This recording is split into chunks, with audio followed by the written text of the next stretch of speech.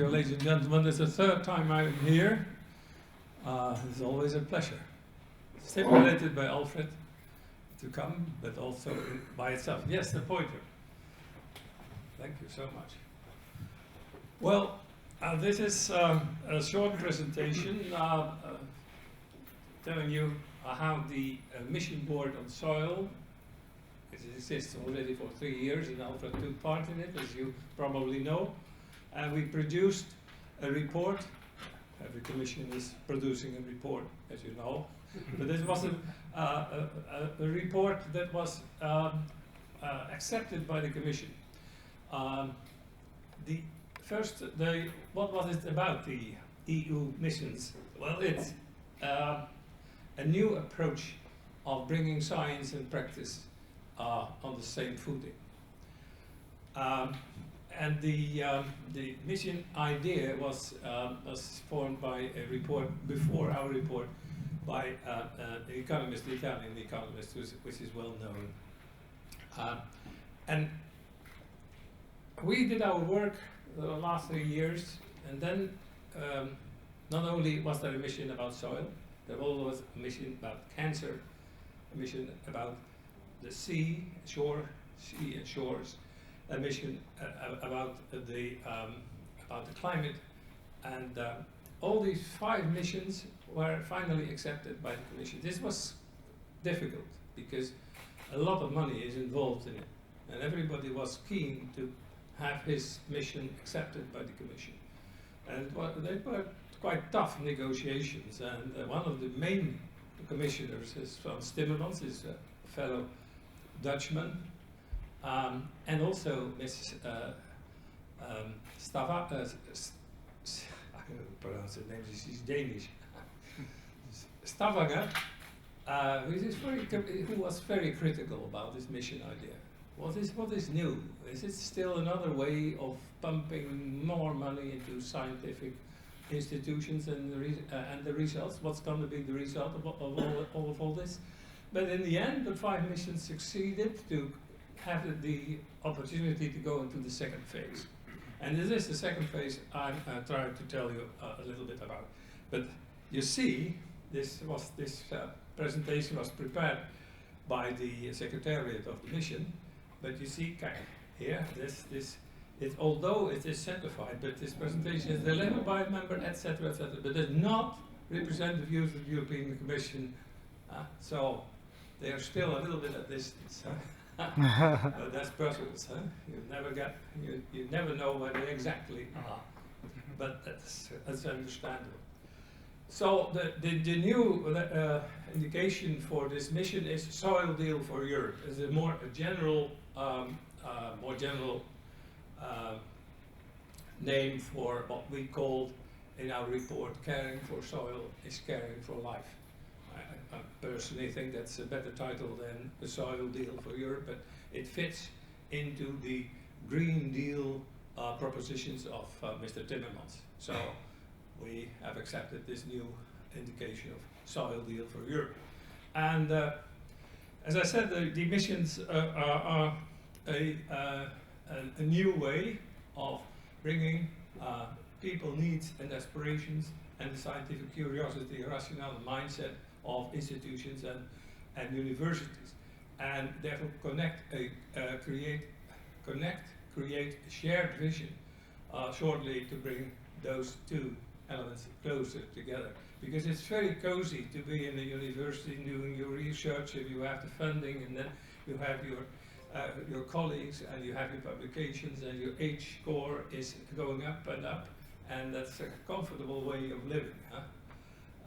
But there are enormous problems in society, and people have to be convinced that taxpayers' money is well spent in research. And this is more and more critical, because there are so many demands for money, for power to solve problems, that science is no longer the only source of bringing solutions. In society, you can certainly see that science is just a way of helping to solve societal problems. Even in some circles, there is the opinion that science is just an opinion. And this is quite an enormous shock for the scientific community, because we always thought that science is rock bottom and it's rational. And there are no feelings that are important. It's all about facts. And more people are doubting that facts are no longer facts, but just a way of representing an opinion. And this is very serious, because after the Middle Ages, we came into a process of trusting science and developing science as a basis on which we could steer, help, and organize a society for peace, for better living conditions, etc. And now we can see that after the Second World War, after the enormous impact of nuclear energy and the nuclear bombs, that there is an ethical discussion about the role of science. Can science be really independent and just say, well, here are the instruments, it's up to you politicians or citizens to make use of it? Even great scientists, as Albert Einstein, for instance, he very much doubted that his whole lifetime's work did really contribute to the betterment of society. And this process went on, and in the meantime you could see that the scientific community went its own way. And more it was decoupled from the real sorrows in the society and the people's needs. And now we are facing with one of the gigantic problems of climate change. And we all know that this is a process that's going on, and we all know that we have to adapt to it, one way or the other. And this climate change is very much funneled by the use of fossil fuels. Our society is totally addicted to fossil fuels. And our the comfort of life that we are living is based on fossil fuels. We saw in the film in Africa was a very elementary remark that was made. And that is that there is enough labor in Africa to do the way agriculture he does, and he presented. And that's exactly our problem here. We don't have the labor, not only the costs, but the availability per se is not there. So we went over to machinery, we went over to fossil fuels. And the basic, is there a glass of water anymore? I didn't drink too much last evening, no problem, but a little bit water should be welcome. The problem is we are addicted to fossil fuels. And climate change and fossil fuels go hand in hand. But the acceptance of the general public of the need to adapt to climate change is no longer there. And about 50% of the people say, well, I gave a presentation for an American company that has a subsidiary in the Netherlands. It's owned by a Mexican company. And I was warned to speak not too much of climate change because the management of this big company, a really big company, simply didn't accept. Thank you, Alfred. The management simply didn't accept the existence of climate change. And they warned me not to mention it too boldly, otherwise, well, I probably would get so much resistance that I couldn't finish off my speech. So power, economic power, is directly connected in the real world with the acceptance or non-acceptance of climate change. And there, the real political problem lurks. That is the real problem, the acceptance. And science, we always thought that science gives us the facts, and whether or not you are happy with them, but you have to accept it. And that's no longer true. It's an element of the public opinion, the make of the public opinion about one of the main problems. It's climate change. But not only that. So these new missions have as main goal to connect science and society again, more closely and more based on a general opinion about how to proceed and how scientific findings and instruments can help us to meet the needs of the people. So as I said, these are the five the five missions, and our mission is the soil deal for Europe. It's one of the most important. And what is exactly the definition? The mission is a portfolio of actions across disciplines intended to achieve bold and inspirational and measurable goal within a set time frame with impact for society and policy making. Now, there you have the definition, and all the elements are there. But simply said, we should concentrate in the soil deal for Europe on making soils healthy again. That's the simple translation. By means of using scientific methods and by influencing people's interest to deal with the problem, and not say standing apart and say, well, just solve it, but take part in it, in the solutions that can be created. So this is the soil deal, and there comes a lot of text. This is the basic problem when you don't make your presentation yourself. It was all certified by Brussels, so a little bit of influence I had, but not all of it. But simply take it. Healthy soils are the basis for ecosystem services. Of course, soil degradation is prevalent in EU territory, and here the artifacts, contamination, erosion. Well, this can all be printed, and then you can see these are the direct drivers for the mission on soil. But what is important here is we need to act now. And here new figures here. And these figures are on the basis of measurement. And there's another source of doubt. How do you measure these, this 24%? Is it exactly 24%? Couldn't be 20%. What are the margins about this 24%? Many scientific publications are quasi-precise because there's always deviation from the mean, of course. But that's too complicated to make clear to the public.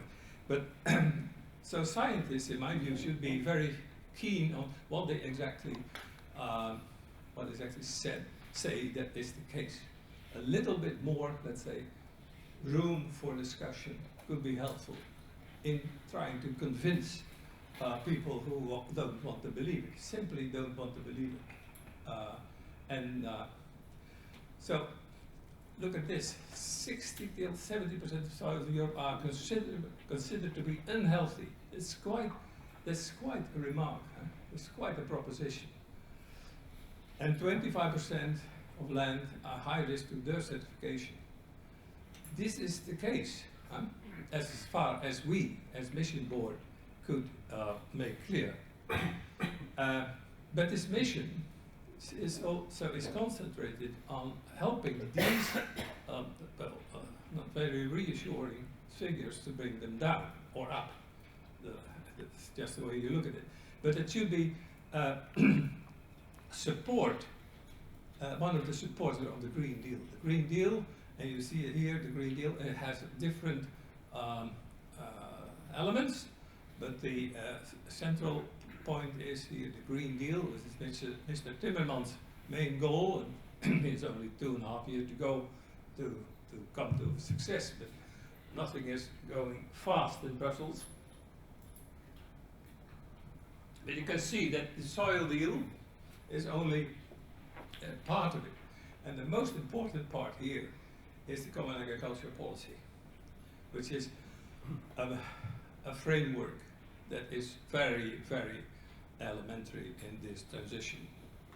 But it is very difficult to change something about the general economic policy. And this problem is enhanced by the entrance of the new member states, and the problem is enhanced by the simple fact that there is a huge difference in the development phase of the different sectors in agriculture and in different countries.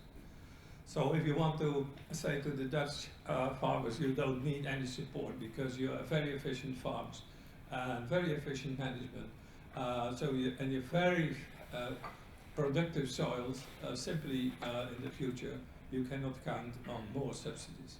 But in the meantime we gave more subsidies, let's say in Hungary. This is incredibly difficult to redistribute funds from one country to another, as it is perceived as a transfer from one country to another. And the solidarity in Europe is not big enough to bear that kind of negotiations. That's simply a fact. So we should, on the general policy, should make little steps, very well organized, to come to a more effective common agricultural policy to serve the other goals of the Green Deal. Well, these are the mission goals, and the mission goals still summed up here. And these specific objectives should be implemented and should be organized to come to an effective help. And therefore, we said we need as instruments to reach these objectives 100 living labs and lighthouses to lead the transition towards healthy soil 2030. And these living labs, we just saw one living lab in the film. That's one of the examples of a living lab where you try as scientists to increase productivity or use other ways of fertilizing the soil or treating the soil, exploiting the soil. But still, there is another element that is needed, and that is the involvement of the general public. General public, because general public make per second decisions about what to buy and what to consume. And as I always say to my students, every decision in the supermarket is an ethically based deed. You take a decision to take a certain product, and thereby you influence the chain of command backwards to the farmer and backwards to the original elements of farming, the soil. And so we explicitly want not only want a research and innovation program, which is very much of interest for the scientific society. We need monitoring, of course. We should know whether we make progress or not. But we should increase the soil literacy, communication, and citizens' engagement. And that could be done by creating living labs and lighthouses. So a living lab is the confrontation, so to speak, with scientists and the public, or the general public, with ideas, and with making them known what scientific contribution could be and what the scientific questions are that should be solved before some of the other instruments could be used. I had the privilege to preside a commission in the Netherlands, well, some 12 years ago, 15 years ago already, about our protection from the sea.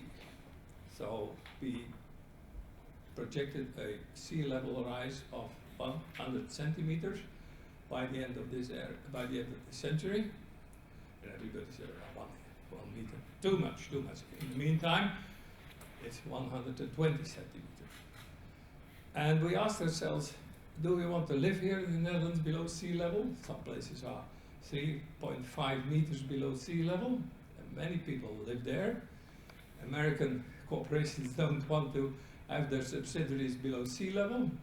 They can't simply imagine that we are happy and without sorrows that we live below sea level. How can we do that? How can we come to new ways of protecting ourselves from the sea? Making dikes a little bit higher? Yes, could be. But then we asked the general public for ideas. And we said, please give us your ideas.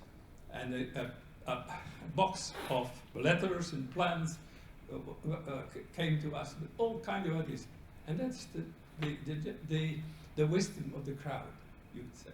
And there were certainly elements of old hobbyists that had for 25 years already in newspapers made their opinion public, never heard of, never heard. But there were also very interesting new ideas and new visions that we developed upon, new ways of scientific research. So this is one of the elements that could be used in these living labs. That is a confrontation, as I said, between science and the general public, and to open up the scientific community for input from civilians, from citizens and consumers, and the other way around, for consumers and citizens to look into what scientists are doing. They are not trying to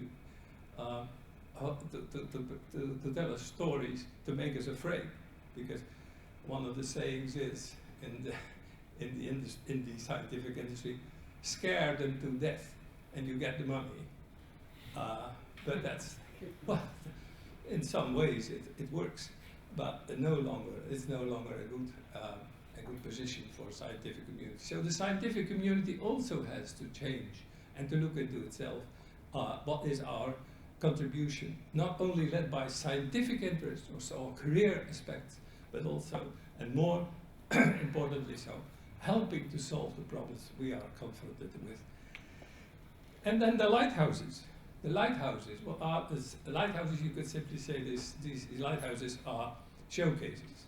Let the people see, and let the other scientists see what has been developed and what has been the successes. And this is exactly one of the elements of this conference. It's the reason why I'm happy to be here, because we're going to be confronted today and tomorrow with all kinds of new solutions, and this should be spread out, but not only in this circle, but more in the general public.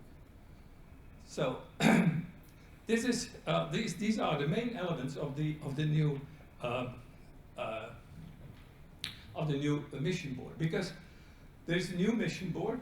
The missions report was, as said here, caring for soil is caring for life.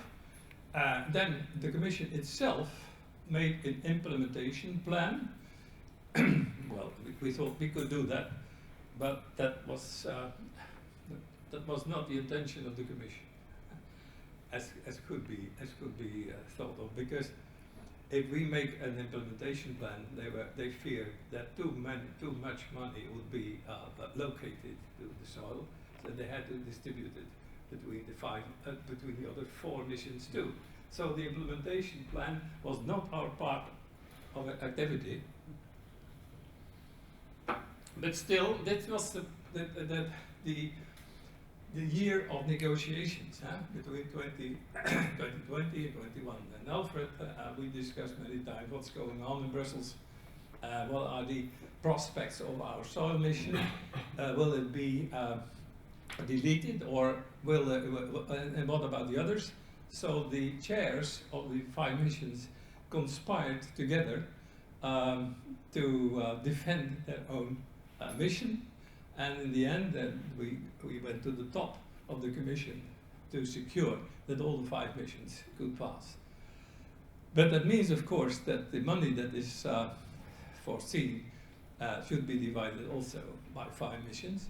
But that was the compromise the chairs eventually tried to make, because all the 5 missions are very elementary. But if you see a mission on soil and a mission on cancer, the general public certainly would vote for cancer, because the soil mission, that's so far from their own way of life and their activities. So the first call, it's a bumpy road, you could imagine. The first deadline was a budget of 67 million, and the second one closed tomorrow or today is a budget of 95 million, and then the upcoming funding opportunities, and there is still a lot of money that could be used for the mission rollout. And this is really a successful stage, and you could see here beneath 25 outreach and engagement events since 2019, but still 250 outreach events still far too low to communicate with the general public about the importance of the soil mission. So, as I said, the project selected under the work program 21, coordinated by Aarhus University and expected to run until July 25, and these are the different elements, therefore, but that is also not so much interesting. And here are some useful links that some of you can use to get into this process of developing the missions. As I said, still, as a closing remark, one of the main points about the mission, not only about this mission, but about all the missions, is reconnecting science and society again. Because one of my personal sorrows is that you cannot count on politicians, because politicians more and more are under the pressure of all kinds of interests, and the quality of politicians to take decisions is very low, because the selection of those who go into politics is so differently from 50 years ago. It is more a way of making a career as a scientific career or as an entrepreneur than it is as a drive to change things on behalf of the public and for the better of mankind, or securing peace. And that's a very elementary point to bear in mind. So in order to preserve a society that is still stable and helping to serve the peace, it's absolutely elementary that the scientific community goes more in direct contact with the general public in discussions.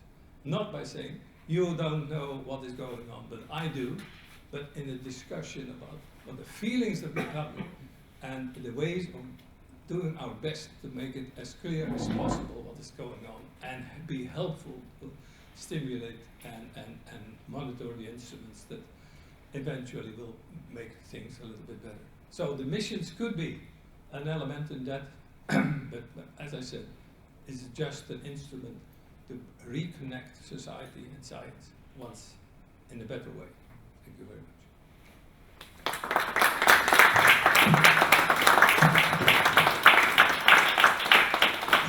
Thank you very much. A little bit philosophical. No, it was great. Thank you very much, Cees. It's a special honor for us to have you the third time here, and we appreciate your speech. And when you were speaking about reconnecting society with people, I thought about the compost, the life during the time of composting.